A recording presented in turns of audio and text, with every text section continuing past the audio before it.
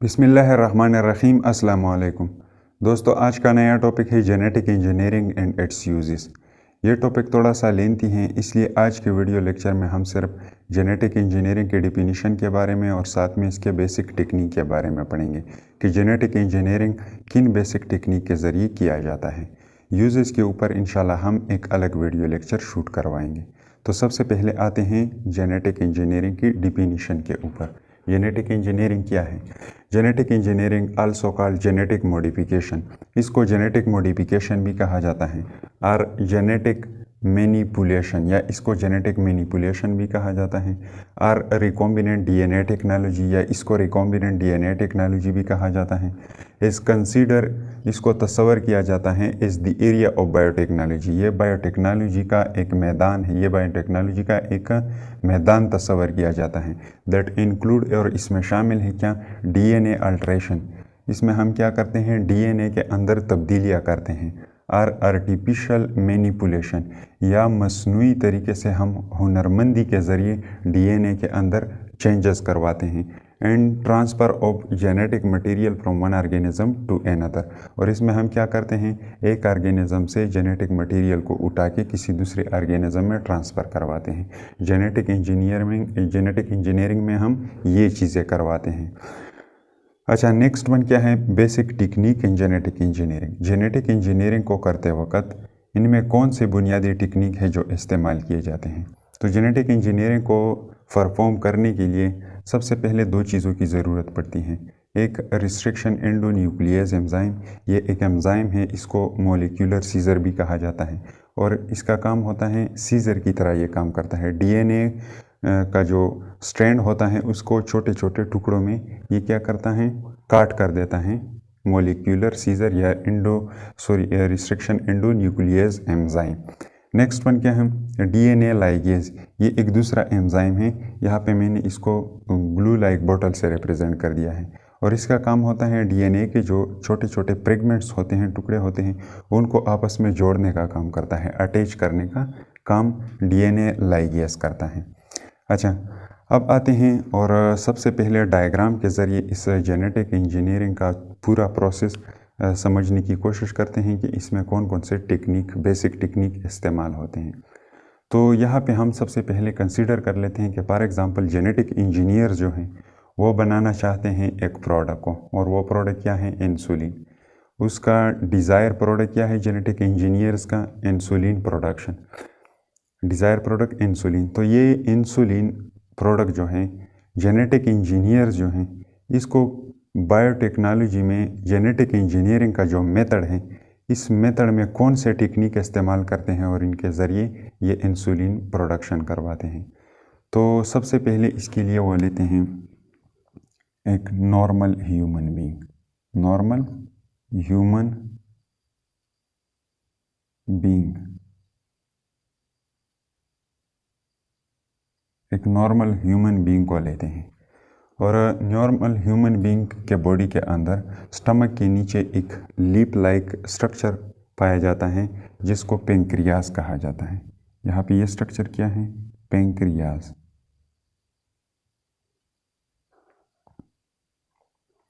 और इस पेंक्रियास के अंदर कुछ सेल पाए जाते हैं जो कि इंसुलिन प्रोडक्शन करते हैं। तो वो क्या करते हैं? यहाँ से फॉर एग्ज़ाम्पल हमने उठा दिया है एक बीटा सेल। ये क्या है? एक बीटा सेल है, बीटा सेल। और बीटा सेल के मिड पोर्शन में ये स्ट्रक्चर क्या है? ये इस बीटा सेल का न्यूक्लियस है। तो फिर क्या करते हैं? इस न्यूक्लियस को बाहर निकाल देते हैं, इसको बाहर निकाल देते हैं। तो इंसुलिन एक प्रोडक्ट है हमारे बॉडी में जो कि इसका काम होता है ग्लूकोज लेवल या शुगर लेवल को कंट्रोल करना। हमारे बॉडी में शुगर लेवल कौन कंट्रोल करता है? इंसुलिन। तो इंसुलिन प्रोडक्ट बनाने के लिए बीटा सेल के अंदर क्या होता है? एक स्पेसिफिक जीन मौजूद होता है। और फिर ये क्या करते हैं? फॉर एग्ज़ाम्पल ये न्यूक्लियस बाहर निकाल दिया, तो इस न्यूक्लियस के अंदर जेनेटिक मटेरियल मौजूद होता है और इन जेनेटिक मटेरियल के पास इंसुलिन प्रोडक्शन के लिए एक स्पेसिफिक जीन मौजूद होता है। तो जेनेटिक इंजीनियर्स क्या करते हैं, उस जीन को बाहर निकाल देते हैं। तो फॉर एग्जांपल यहाँ पे इस न्यूक्लियस के अंदर ये स्ट्रैंड जो हैं, ये किस चीज़ का स्ट्रैंड है, ये है डीएनए स्ट्रैंड। इस डीएनए स्ट्रैंड में ये छोटा सा सेगमेंट जो हमने रेड कलर से रिप्रेजेंट कर दिया है, फॉर एग्जांपल ये क्या है, इंसुलिन जीन। इंसुलिन जीन, इस इंसुलिन जीन को इस डीएनए स्ट्रैंड से काट दिया जाता है with the help of specific enzyme which is called molecular scissor. ये क्या है, ये सीजर नुमा स्ट्रक्चर, ये एक एंजाइम है जिसको मॉलिक्यूलर सीजर कहा जाता है या रिस्ट्रिक्शन एंडोन्यूक्लियस एंजाइम। इसकी हेल्प से इस इंसुलिन जीन को इस डीएनए के स्ट्रैंड से क्या कर दिया जाता है, काट दिया जाता है। तो यहाँ पे हमने इसको कुछ इस तरह रिप्रेजेंट कर दिया है। यहाँ पे ये रेड कलर वाला स्ट्रैंड जो है, दागानुमा स्ट्रक्चर जो है, ये क्या है, ये इंसुलिन जीन है। इंसुलिन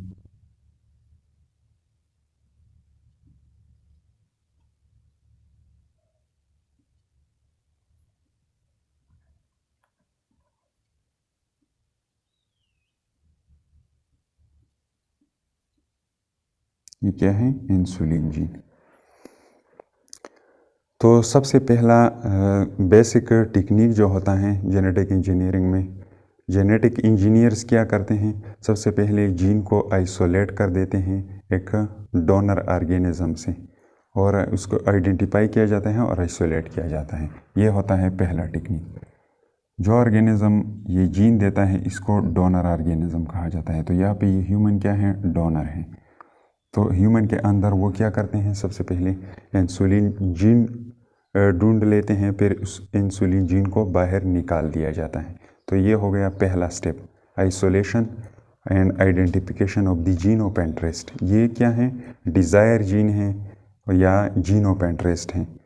इस जीन में जेनेटिक इंजीनियर्स को क्या है, दिलचस्पी है या उनकी ख्वाहिश है इंसुलिन जीन। तो सबसे पहले वो क्या करते हैं, इस जीन को बाहर निकाल देते हैं। सेकंड वन स्टेप में वो क्या करते हैं, रिकॉम्बिनेंट डीएनए बनाते हैं। तो रिकॉम्बिनेंट डीएनए वो किस तरह बनाते हैं, तो इसके लिए वो लेते हैं एक बैक्टीरिया को, और जेनेटिक इंजीनियरिंग में वो एक स्पेशल बैक्टीरिया को यूज़ करते हैं जिसका नाम है इकोलाई। इकोलाई, इसको एस्क्रेशिया कोलाई भी कहा जाता है। तो इस बैक्टीरियम के बॉडी के बाहर 3 कवरिंग मौजूद होते हैं। सबसे पहले ये ब्लैक कलर वाला कवरिंग जो है, इसको कहा जाता है कैप्सूल। ये क्या है, बैक्टीरियल कैप्सूल है। और सेकंड वन ये ग्रीन कलर वाला कवरिंग जो है, इसको कहा जाता है सेल वॉल। और थर्ड वन जो है ये रेड कलर वाला कवरिंग, इसको कहा जाता है सेल मेम्ब्रेन। ये क्या है, सेल मेम्ब्रेन है। और ये अंदरूनी पोर्शन क्या कहलाता है, इसको साइटोप्लाज्म कहा जाता है। इस साइटोप्लाज्मिक एरिया में सेंट्रल रीजन पे एक मॉलिक्यूल मौजूद होता है डीएनए का, और इसको कहा जाता है central DNA molecule. Central DNA molecule, इसको सेंट्रल डीएनए मॉलिक्यूल कहा जाता है। इसके अलावा यहाँ पे एक छोटा एक्स्ट्रा सर्कुलर डीएनए मॉलिक्यूल भी मौजूद होता है।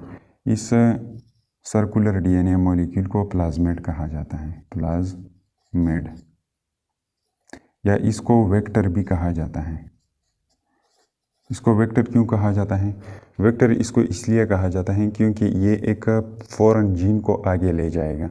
आप लोग इस प्रोसेस में इंशाल्लाह देखेंगे कि ये किस तरह आगे एक जीन को ले जाता है, इसलिए इसको वेक्टर भी कहा जाता है। तो जेनेटिक इंजीनियर्स क्या करते हैं, वो इस प्लाज्मिड को पहले बाहर निकाल देते हैं। ये क्या है, पूरा प्लाज्मिड है।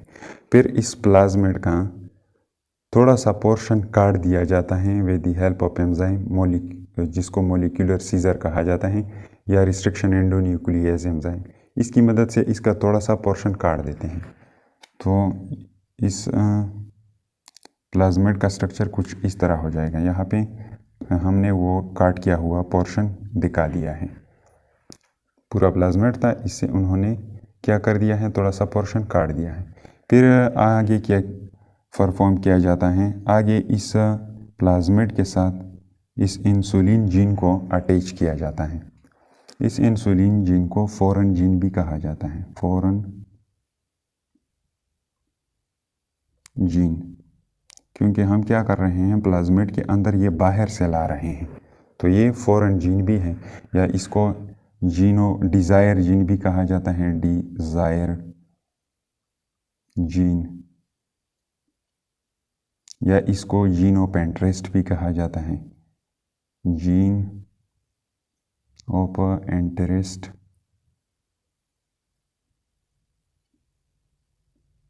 आप इसके लिए ये सारे नाम यूज़ कर सकते हैं।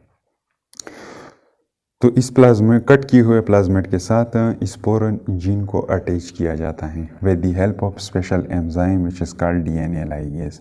यहाँ पे हमने क्या कर दिया, इस फॉरेन जीन को इस प्लाज्मिड के साथ ऐड कर दिया with the help of enzyme, और इस एंजाइम को यहाँ पे हमने ग्लू लाइक बॉटल से रिप्रेजेंट कर दिया।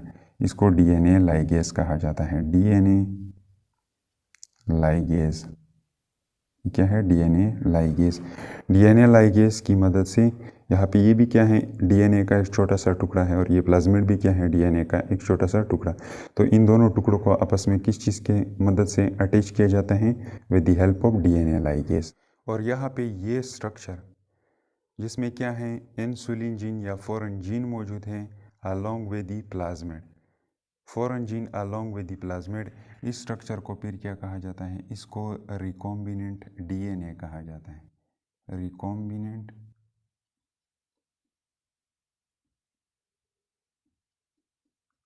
डीएनए। ये क्या है, रिकॉम्बिनेंट डीएनए।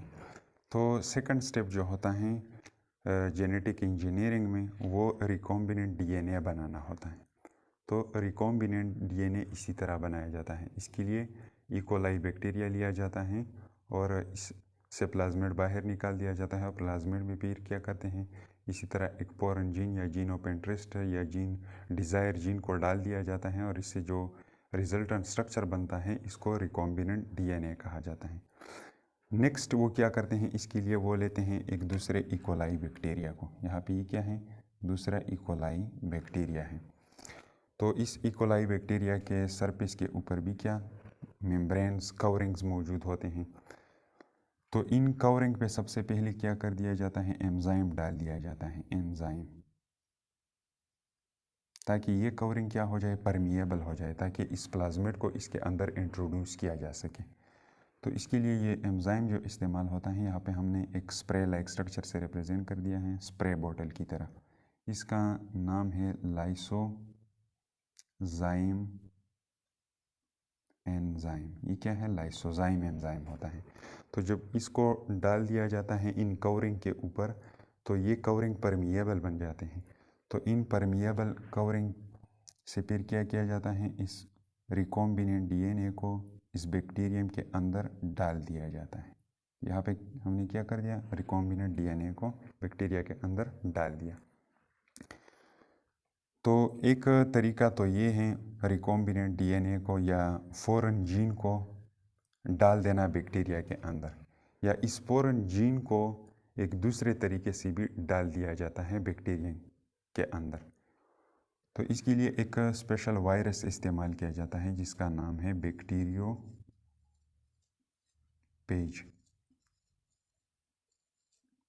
फॉरेन जीन को बैक्टीरियम के अंदर डालने के लिए या तो प्लाज्मिड को इस्तेमाल किया जाता है, प्लाज्मिड के ज़रिए हम इसको डाल देते हैं, या इसके लिए एक वायरस इस्तेमाल किया जाता है जिसका नाम है बैक्टीरियोफेज। इस बैक्टीरियोफेज की हेल्प से इसको बैक्टीरियम के अंदर डाल दिया जाता है फॉरेन जीन को। तो फॉर एग्ज़ाम्पल यहाँ पे ये हेड वाला हेक्सागोनल पोर्शन जो है, हेक्सागोनल स्ट्रक्चर जो है, इसके अंदर इस वायरस का अपना जेनेटिक मटेरियल भी पाया जाता है। तो उस जेनेटिक मटेरियल को हमने क्या कर दिया है, ब्लैक कलर से रिप्रेजेंट कर दिया है। और फॉर एग्ज़ाम्पल ये रेड कलर वाला क्या है, ये फॉर एग्ज़ाम्पल ये इंसुलिन जीन है।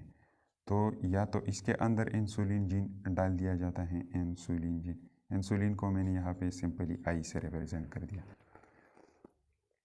इंसुलिन जीन को अटैच किया जाता है इस वायरस के अपने जेनेटिक मटेरियल के साथ with the help of ligase enzyme, और फिर इस वायरस को अलाउ किया जाता है कि वो बैक्टीरिया पे क्या करे, अटैक कर दे।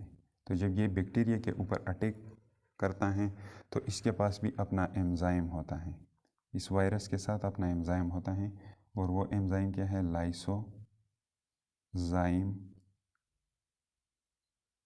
एंजाइम इसके अंदर मौजूद होता है। तो ये लाइसोजाइम एंजाइम की हेल्प से इन बैक्टीरियम के जो बाहर वाले कवरिंग हैं इनको डिज़ोल्व किया जाता है, और फिर ये क्या करता है, यहाँ पे एक होल क्रिएट होता है। इस बैक्टीरियम के स्ट्रक्चर मेम्ब्रेन्स जो हैं इनमें एक होल क्रिएट होता है, और इस होल की हेल्प से ये क्या करता है, अपने जेनेटिक मटेरियल को बैक्टीरिया के अंदर भेज देता है। तो या तो फॉरेन जीन को प्लाज्मिड के ज़रिए इंटर किया जाता है बैक्टीरियम के अंदर, या बैक्टीरियोपेज वायरस को इस्तेमाल करके इसके अंदर फॉरेन जीन डाल दिया जाता है। यहाँ पे ये बैक्टीरिया जिसके अंदर बाहर वाला जीन डाल दिया गया, इसमें हमने क्या कर दिया, जेनेटिक तब्दीली करवाई हमने, तो इसको GMO कहा जाता है, GMO, जेनेटिकली मॉडिफाइड ऑर्गेनिज्म। ये क्या है, एक जेनेटिकली मॉडिफाइड ऑर्गेनिज्म है, और साथ में इसको होस्ट भी कहा जाता है। होस्ट इसको इसलिए कहा जाता है क्योंकि ये एक मेज़बान की तरह काम करता है, और ये इंसुलिन एक मेहमान की तरह काम करता है। यहाँ पे इंसुलिन का रोल यहाँ पे एक मेहमान की तरह होता है, यह बाहर से आता है इस बैक्टीरियम के अंदर, तो इसलिए इसको होस्ट कहा जाता है। और ये इंसुलिन जीन क्या है, ये एज अ गेस्ट की तरह आता है यहाँ पे।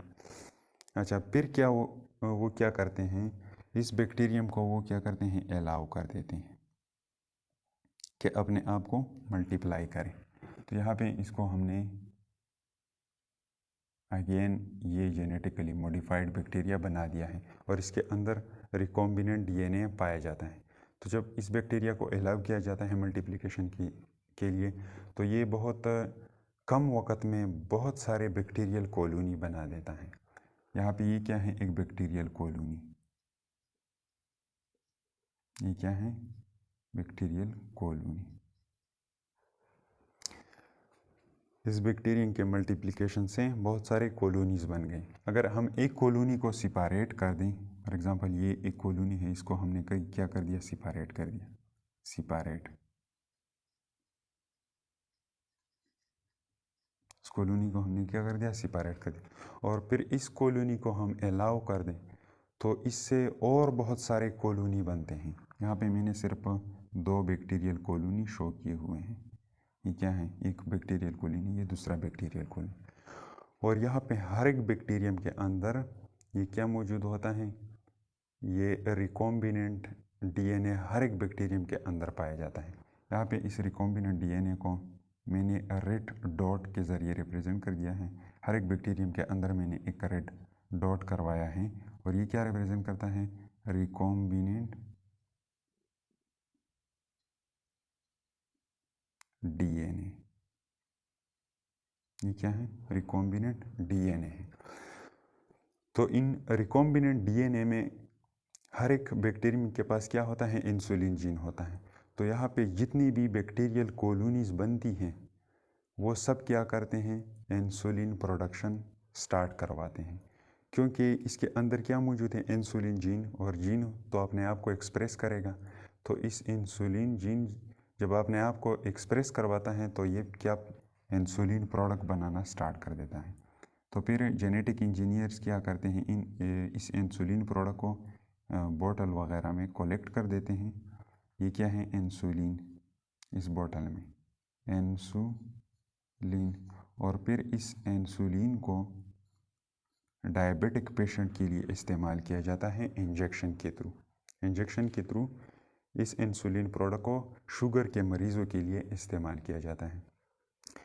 तो यहाँ पे ये बैक्टीरिया जो था, जो हमने अलाउ किया था मल्टीप्लिकेशन के लिए, इसमें क्या था, रिकॉम्बिनेंट DNA था। तो रिकॉम्बिनेंट DNA के हमने क्या कर दिए, बहुत सारे कॉपीज़ बना दिए। तो इस पूरे प्रोसेस को यहाँ से लेके यहाँ तक, ये पूरा प्रोसेस क्या कहलाता है? Gene cloning. क्लोनिंग में हम क्या करते हैं? क्लोनिंग में किसी ऑर्गेनिज्म का या किसी प्रोडक्ट का एग्जैक्ट कॉपी बनाते हैं। तो यहाँ पे हमने क्या कर दिया है? सबका एग्जैक्ट कॉपी बना दिया है इस बैक्टीरिया के हेल्प से। बैक्टीरियम के हेल्प से हमने क्या कर दिया है? इंसुलिन जीन के बहुत सारे कॉपीज़ बना दिए हैं, या रिकॉम्बिनेंट डीएनए के बहुत सारे कॉपीज़ हमने बना दिए हैं।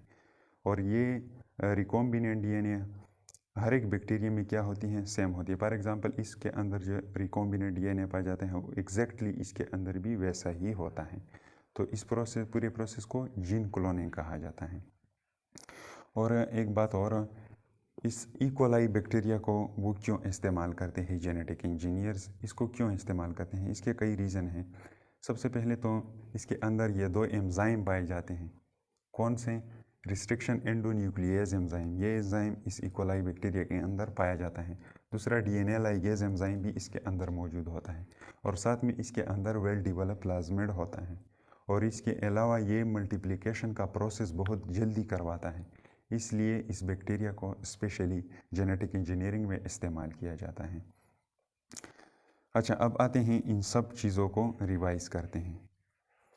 सबसे पहले क्या है बेसिक टेक्निक में? सबसे पहला टेक्निक क्या है? Isolation of gene of interest. सबसे पहले आइसोलेट करना जीन ऑफ इंटरेस्ट।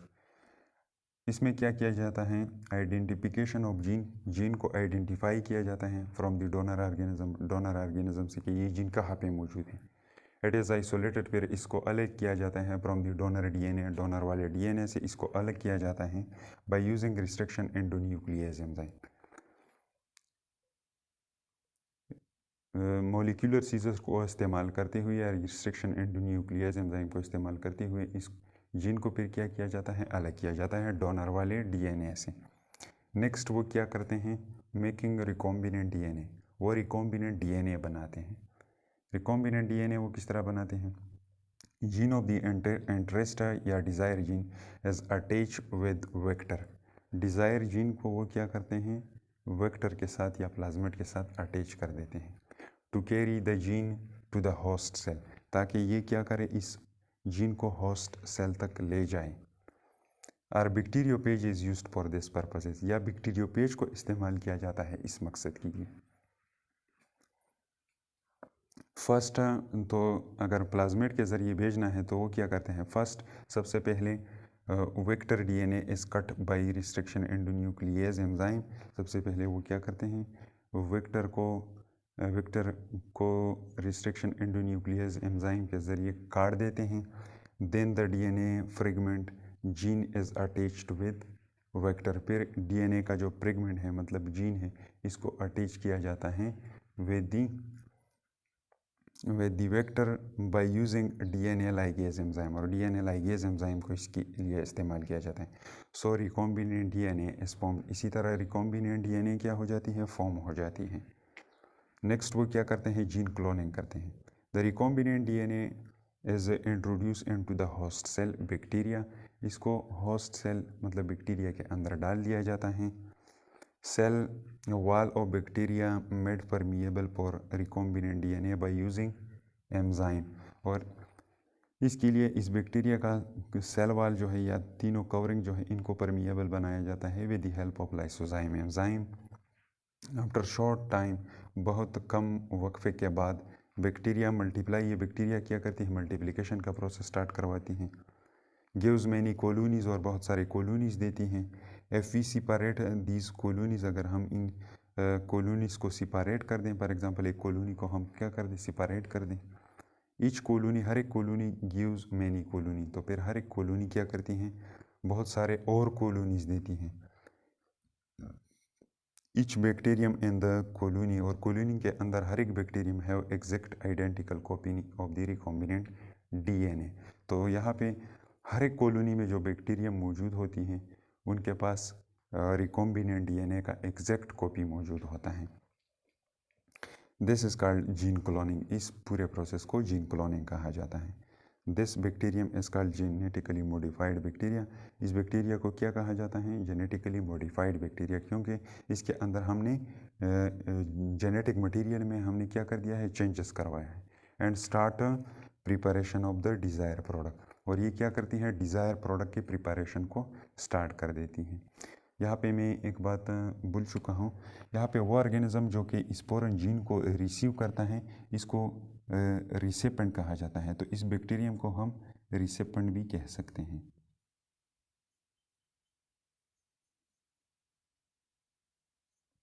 ये क्या है, एक रिसेपेंट है। और इस टॉपिक के लिए एक बंदे ने रिक्वेस्ट किया था, शहाबुद्दीन भाई ने, कि इसमें थोड़ा सा कन्फ्यूजन है सर आप ये कराओ। तो इसमें मैंने क्या कर दिया है, जेनेटिक इंजीनियरिंग को डिफाइन कर दिया और साथ में इसके बेसिक टेक्निक को मैंने एक्सप्लेन करवाया। रह जाते हैं इसके यूजेस के ऊपर इंशाल्लाह मैं आपको एक अलग वीडियो लेक्चर शूट करवाऊँगा। उम्मीद करता हूँ आपको समझ आ चुका होगा।